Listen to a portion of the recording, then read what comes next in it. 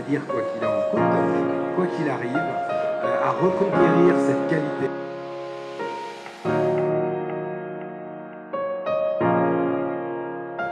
Sur la qualité de l'eau, on a beaucoup fait par le passé, notamment ici en Bretagne, sur la question des nitrates. C'est pas réglé, hein.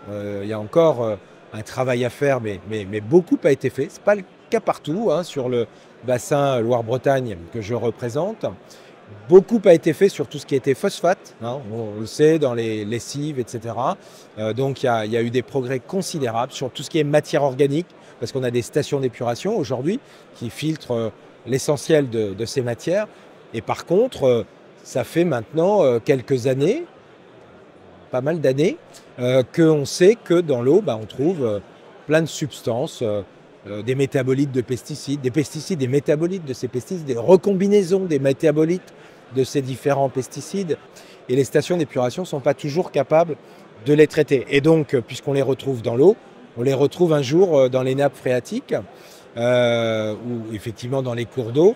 Et donc, il y a un risque de les retrouver ensuite dans l'eau potable distribuée aux consommateurs. Donc ce sujet-là, c'est un défi pour la société.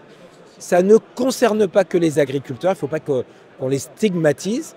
En même temps, ils occupent 60% du territoire, donc forcément, ils occupent notamment les aires d'alimentation de nos captages, soit dans nos bassins versants quand on est en prélèvement sur les cours d'eau, comme c'est le cas largement en Bretagne, ou pour alimenter les nappes phréatiques. Donc ils ont évidemment une responsabilité particulière, mais ils ne sont pas tous seuls.